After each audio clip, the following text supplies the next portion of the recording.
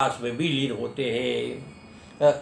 अंत आकाशो हे वे अंत में आकाश में ही लीन हो जाते हैं। ही एवेभ्यो ज्यायान आकाश परायणम, इसलिए कहते सबसे श्रेष्ठ आकाश ही है, सबका परायण आकाश ही है, सबका आश्रय आकाश ही है। अब आकाश यहाँ पर क्या कहेंगे? इसको परमात्मा, आकाश को परमात्मा कहेंगे। तो इसलिए आकाश जो है वो ब्रह्म का रूप है। तो इस प्रकार से उनको सिद्ध किया कि श्रुति जो कहती है, जिस रूप में इसकी व्याख्या करती, उस व्याख्या को मान्यता मिलती है। एतावान तो इह विशेषो, यहाँ इस प्रकार का विशेष है।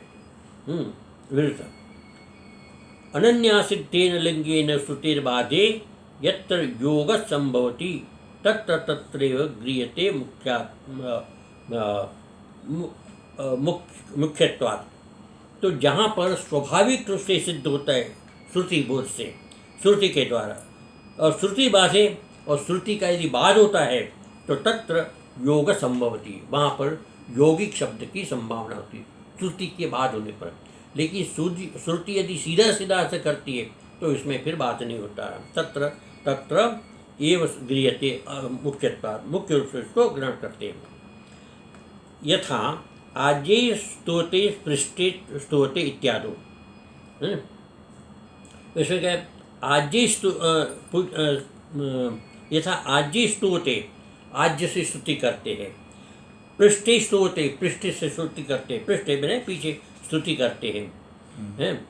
अत्र अत्र अक्षर शब्देन, अब अक्षर शब्द के विषय में फिर दोबारा बताते हैं।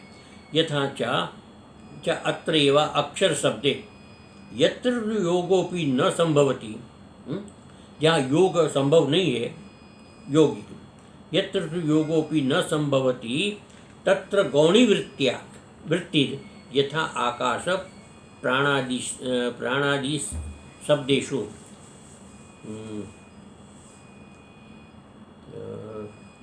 यत्र तु संग में जहाँ उसका यौगिक अर्थ संभव हो, वहाँ मुख्य होने के कारण उस यौगिक अर्थ को ही ग्रहण करना चाहिए। जहाँ उसका यौगिक अर्थ संभव हो, वहाँ मुख्य होने के कारण, यौगिक अर्थ मुख्य होने के कारण, यानी कि मुख्य होने के कारण यौगिक अर्थ को ही ग्रहण करना चाहिए। जैसे आज्ये स्तोते पृष्ठे स्तोते इत्यादि प्रयोग में, और यहाँ अक्षर शब्द से यौगिक अर्थ को भी ग्रहण किया जाता है, अक्षर शब्द से यौगिक अर्थ को भी ग्रहण किया जाता है। किंतु जहाँ यौगिक अर्थ भी संभव न हो, वहाँ गौणी वृत्ति से तात्पर्य ग्रहण किया जाता है। जहाँ यौगिक अर्थ न हो, यौगिक अर्थ वहाँ फिट न बैठता हो, तो वहाँ पर गौणी वृत्ति से उसको ग्रहण कर, जैसे आकाश प्राण आदि शब्दों में गौणी वृत्ति से तात्पर्य ग्रहण किया जाता है। आकाश और प्राण शब्द में गौणी वृत्ति से अर्थात प्रकारांतर से उसको सिद्ध किया जाता है। जैसे यदि कोई कहे आकाशो समन्तात, शब्द का भी ब्रह्म अर्थ होता है, आकाश शब्द का भी ब्रह्म होता है। समन्तात प्रकाशते, समन्तात प्राशते, अब चारों तरफ प्रकाशित होता है। अब आकाश का काम प्रकाशित करना नहीं है, आकाश जड़ है, लेकिन शब्द की हम व्याख्या करते समन्तात काश्यते प्रकाश्यते, तो चारों तरफ उसका प्रकाश होता है। तो प्रकाश करने वाला कौन हो सकता है? एक ही हो सकता है। कौन? परमात्मा। तो इसलिए यहाँ पर उसका आकाश का ब्रह्म शब्द से लक्षण होता है। यदि कहे जो सब ओर से प्रकाशित हो वह आकाश अर्थात ब्रह्म, इस प्रकार व्युत्पत्ति करने से यौगिक अर्थ संभव है। व्युत्पत्ति करने से यौगिक अर्थ की भी मान्यता मिल जाती है। इस प्रकार से परमार्थ सूत्र है प्रसिद्धेश्च, एक सूत्र है प्रसिद्धेश्च, हम्म, आप हाँ, तो इस प्रकार से वही ग्रहण कीजिए, इसमें हमें कोई किसी प्रकार की आपत्ति, औगिक को भी ग्रहण कर सकते हैं। ऐसा पंचपाद पादिकाकार का मत है। इस प्रकार परमर्श सूत्र प्रसिद्धेश्च, इस सूत्र में आकाश शब्द ही ब्रह्म के अर्थ में प्रसिद्ध होने से आकाश को ब्रह्म अर्थ में ग्रहण किया गया है। यहाँ विस्तार की अपेक्षा नहीं है। कहने का तात्पर्य कि जिस प्रकार से आकाश को ब्रह्म कहा गया है, उसी प्रकार से यहाँ पर अक्षर को भी ब्रह्म कहा गया है। भाव तात्पर्य ये है। तदेवं तद ब्रह्मेति निर्णीतम, इसीलिए उस अक्षर को ब्रह्म है इस प्रकार से निर्णित किया गया। तदेवं किम तद ब्रह्म अक्षरम ब्रह्म है। कितन ब्रह्म प्रश्न था ना कि क्या कौन ब्रह्म है, तो अक्षरम ब्रह्म ये यहाँ पर निर्णीतम निर्णित हुआ। अधुना किम अध्यात्म इति निर्णयते, अब कहते हैं कि अध्यात्म क्या है, तो उसके विषय में यहाँ निर्णय करते हैं। यद अक्षरम ब्रह्मेत्युक्तम तस्यैव स्वभाव, जहाँ विषय का अक्षरम ब्रह्म ये जो कहा गया है, वहीं पर उसका ही स्वभाव यहाँ पर ये है कि यदि हम यहाँ पर कर्मधारय समास करते हैं तो स्व एव ब्रह्म भाव, स्व एव भाव अर्थात स्व का स्वरूप, स्व ही स्वरूप। और यदि उसके तत्पुरुष षष्ठी समास करते तो स्वस्य भाव स्वभाव होता है, तो वहाँ पर संबंधी हो जाता है। संबंधी में दृष्ट होता है, संबंध दृष्ट होता है ना, तो द्वैत हो जाता है। तो यहाँ पर ये उपयुक्त नहीं है, इसलिए यहाँ पर जो है स्वभाव शब्द दिया है। स्वरूपम प्रत्यक चैतन्यम, स्वभाव किसको कहते हैं? प्रत्यक चैतन्य, न तो स्वस्य भाव इति षष्ठी समास हो, या षष्ठी समास नहीं है।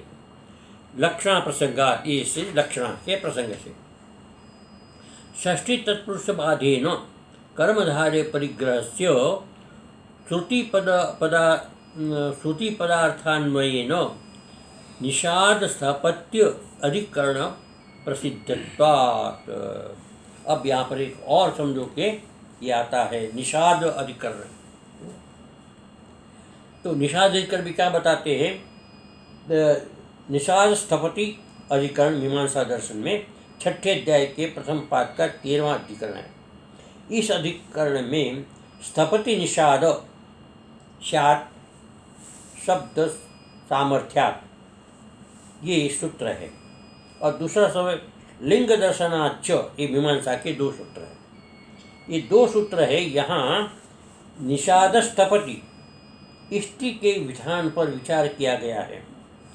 इष्टि मैंने विशेष प्रकार का यज्ञ, उस यज्ञ के विषय में विचार किया गया। इसमें प्रश्न हुआ है कि वह निषाद स्थपति कौन है? निषाद स्थपति कौन है? तो निषाद जो है एक व्यक्ति विशेष है। निषाद स्थपति पद में निषाद एव स्थपति बहुब्री कर्मधारय समास, निषाद एव स्थपति, निषाद ही स्थपति है। इस प्रकार कर्मधारय समास करके निषाद रूप राजा, स्थपति मैंने राजा, निषाद ही राजा, निषाद एव स्थपति निषाद राजा, वह अर्थ ठीक है। अथवा निषादानाम स्थपति, ये यदि करते हैं तो इस प्रकार से षष्ठी तत्पुरुष समास करने पर निषादों का राजा ये हो जाएगा। अब निषादों का राजा में यह ठीक, निषादों का राजा यह अर्थ ठीक नहीं है। इसके उत्तर में वही कहा गया है कि षष्ठी पुरुष समास में करने पर पूर्व पद में जगन्य लक्षणावृत्ति की प्राप्ति होगी, अतः उसकी अपेक्षा यहाँ कर्मधारय समास करना ही उचित है। षष्ठी तत्पुरुष समास करने पर ब्राह्मण क्षत्रिय वैश्य शूद्र इत्यादि आ जाते हैं। कोई भी निषाद की स्थपति बन सकता है, निषाद का राजा बन सकता है। तो इस उपयुक्त नहीं है। अतः यहाँ निषाद रूप राजा यही ठीक है। इसी प्रकार से यहाँ पर स्थपति का है तत्र, ये जो षष्ठी बताई थी ना, स्वभाव, तो स्वभाव कर्मधारय समास के, स्वएव भाव स्वभाव, और इसी प्रकार से यहाँ पर निषाद एव स्थपति, निषाद राजा। तो जिस प्रकार वेद में निषाद में बहुब्री समास किया है, उसी प्रकार वहाँ पर भी बहुब्री समास से काम चलेगा।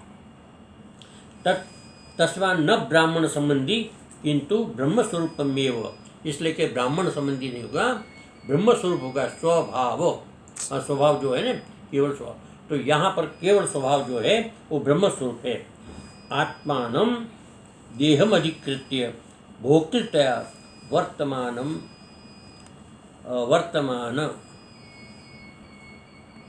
मध्यात्म उच्यते, इसलिए कहते हैं आत्मानम, आत्मा को ही, देह अधिकृत्य, देह को धारण कर, देह में स्थित करते, देह का आधार बनाते हुए, भोक्तृतया, भोक्तृभाव से वहाँ रहता है, ऐसा वर्तमान मध्यात्म, वर्तमानम अध्यात्म उच्यते, अध्यात्म कहा गया है। अर्थात आत्मा जो है शरीर आदि संघात में अवस्थित होकर के दृष्टि भाव से, भोक्तृभाव से रहता है, उसको अध्यात्म कहा है। अध्यात्म शब्देन अभिधीयते न कर्णग्राम, इसलिए कर्णग्राम यहाँ पर नहीं लेंगे। कर्ण मैंने इंद्रियों का नहीं, केवल शरीर का, वैसे शरीर में आत्मा, तो ये जो शरीर में इंद्रियाँ भी रहती है, शरीर में इंद्रियाँ भी रहती है और शरीर में आत्मा भी रहता है, तो शरीर में जो अध्यात्म है वो इंद्रिय नहीं है, आत्मा है, वही अध्यात्म है। इस बात को यहाँ पर स्थापित करते हैं। तो इतना ही ऐसे, कितना हो गया? ते सन्तु निरामया सर्वे भद्राणि पश्यन्तु मा कश्चित् दुःखभाग् भवेत्। ओम शांति शांति शांति। ओम।